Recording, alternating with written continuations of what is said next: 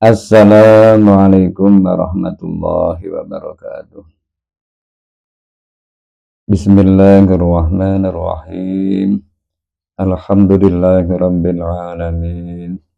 Wa bihi nasta'inu ala umurid dunya waddin. Wassalatu wassalamu ala asyrafil anbiya'i wal mursalin. Sayyidina wa maulana Muhammadin wa ala alihi wa ashabihi wa tabi'in ajma'in amma ba'du. Wala haula wala quwwata illa billahil aliyyil azim. Saudara-saudaraku rahimakumullah dimanapun panjenengan berada. Alhamdulillah senantiasa kita dengungkan kita bisa bertemu kembali dengan niat-niat yang baik, yaitu senantiasa kita berniat untuk membenahi diri, untuk introspeksi. Semoga dengan pembenahan ini dari hari ke hari kita semakin baik di sisi Allah Subhanahu wa taala. Amin Allahumma amin. Saudara-saudaraku yang berbahagia, kesempatan yang lalu sempat saya sampaikan bahwa dalam rangka menggapai kebahagiaan dunia dan akhirat sangat berperan aktif adalah hidayah. Artinya petunjuk dari Allah agar supaya kita dapat menggapai kebahagiaan dunia dan akhirat.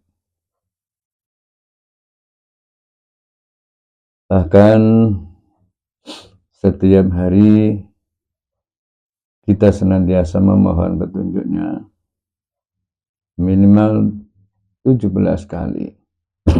Demikian ini terkandung dalam surat Fatihah yang setiap sholat kita baca, itu dalam ayat ihdinas syiratal mustaqim. Artinya setiap hari kita harus memohon, berupaya, berusaha untuk mendapat petunjuk, di antara dengan doa di dalam surat Fatihah. Dan kita senantiasa berusaha agar supaya Allah memberi petunjuk kepada kita. Saudara-saudaraku, di antara langkah atau cara agar supaya Allah menurunkan hidayah, menurunkan petunjuk kepada kita, ialah kita harus bersungguh-sungguh dalam keberagamaan ini. Artinya kita harus berjuang bersungguh-sungguh menjalankan perintah Allah dan menjauhi larangan-larangan. Kesungguhan dalam keberagamaan ini akan jadi satu lantaran Allah akan menurunkan hidayah kepada kita. Demikian ini termaktub dalam satu ayat, walladzina jahadu fina lanahdiyannahum subulana.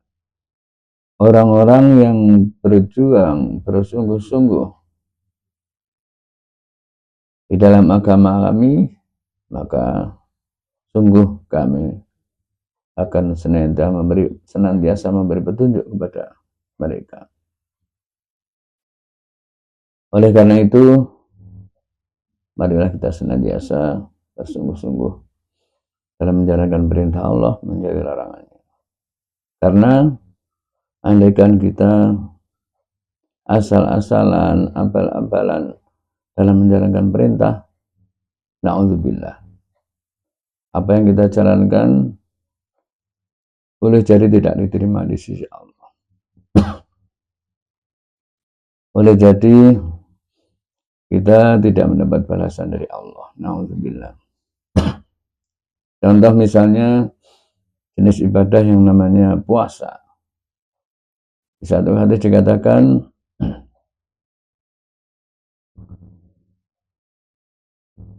kam min saimin laisa lahu jaza illal atash wal ju'. Sekian banyak orang yang berpuasa akan tapi tidak mendapat balasan puasanya kecuali hanya lapar dan haus. Ini sangat mungkin disebabkan karena tidak sungguh-sungguhnya berpuasa. Artinya di saat menjalankan puasa juga bersama dengan itu menjalankan sesuatu yang melanggar aturan puasa atau melanggar tata cara puasa. Makanya akhirnya tidak mendapat balasan dari sisi Allah.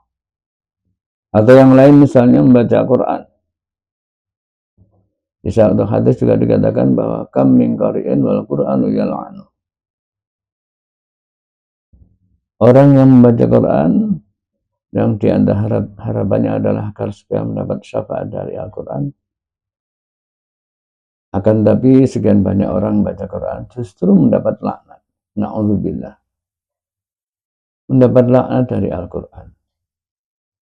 Ini sangat mungkin disebabkan karena boleh jadi karena tidak mematuhi aturan cara baca. Boleh jadi juga mungkin tidak, meskipun maksud saya boleh jadi sudah mematuhi aturan baca, akan tapi belum diamalkan atau tidak diamalkan. Atau sudah diamalkan tapi tidak ikhlas. Maka sekian banyak penyebab ini mencerminkan bahwa tidak sungguh-sungguhnya bagi para pembaca Quran. Na'udzubillah. Akhirnya justru malah dilaknat oleh Quran itu sendiri. Atau contoh lain, ibadah sholat misalnya. Yang mana ibadah sholat adalah satu-satunya ibadah yang paling utama, ibadah fardu. Afdalul furud. Dan bahkan ibadah sholat merupakan barometer terhadap ibadah-ibadah yang lain. Artinya andaikan ibadah sholat ini termasuk ibadah yang baik, sholatnya baik, maka ibadah-ibadah yang lain bisa dikategorikan baik. Nah, ini namanya ibadah sholat, ibadah yang luar biasa. Bahkan ibadah sholat adalah ibadah yang pertama akan dipertanyakan, akan dimintai pertanggungjawaban di sisi Allah sebelum ibadah-ibadah yang lain. Oleh karena itu, marilah kita senantiasa berusaha dengan segala cara semaksimal mungkin bagaimana agar supaya ibadah sholat kita ini benar-benar sesuai dengan tuntunan cara sholat kita, sesuai dengan syarat-syarat sahnya sholat, rukun-rukun sholat, dan segala sesuatu yang terkait dengan ibadah sholat. Yang tentu ini akan bisa kita harapkan diterimanya sholat itu sendiri. Dan andaikan benar-benar sudah sesuai, termasuk juga sholat punya satu karakter akan mampu mencegah dari perbuatan jahat dan mungkar. Inilah yang namanya ibadah sholat. Contoh misalnya yang terkait dengan sholat, bahwa kita harus memahami tentang syarat sahnya sholat. Dalam hal ini misalnya harus suci dari najis dan hadas.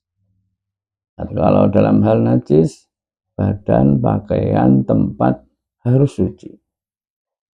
Suci dari najis. Maka dengan demikian otomatis kita harus paham tentang kesucian. Sekaligus kita harus paham tentang yang namanya najis. Apa sajakah yang dinamakan najis? Termasuk najis mukhafafakah atau mutawasithah atau mughaladzah, termasuk jenis-jenisnya. Tiga najis itu apa saja harus kita pahami, karena itu erat sekali kaitannya dengan syarat sahnya sholat. Jadi jangan dianggap bahwa sholat itu hanya yang sementara kita tahu sebatas gerakan yang kita pahami seperti itu. Tidak hanya itu, tapi syarat sahnya sholat harus kita pahami. Yang tadi saya katakan termasuk suci badan, pakaian, tempat dari najis. Maka kita harus paham tentang najis.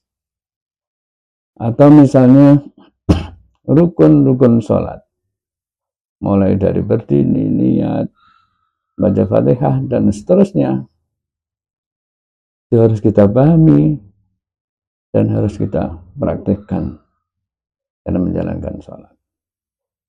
Atau yang lain, waktu-waktunya sholat harus kita pahami juga. Oh, ternyata sedemikian banyak hal-hal yang terkait dengan sholat. Maka dari itu, pantaslah sholat menjadi ukuran terhadap ibadah-ibadah yang lain. Saudara-saudaraku yang dirahmati Allah, atas dasar itulah dalam rangka kita agar supaya senantiasa diberi hidayah, diberi petunjuk oleh Allah, marilah kita berupaya dengan semaksimal mungkin agar supaya kita dalam menjalankan ibadah ini bisa dengan sungguh-sungguh. Berarti harus kita kaji kembali sejauh mana kekurangan-kekurangan kita selama ini. Harus kita kaji kembali mungkin sekian banyak yang tertinggal, yang tidak kita amalkan, tidak kita praktekkan dalam menjalankan perintah Allah, terutama dalam menjalankan sholat. Kalau selama ini memang mungkin sekian banyak yang kurang, maka kita penuhi.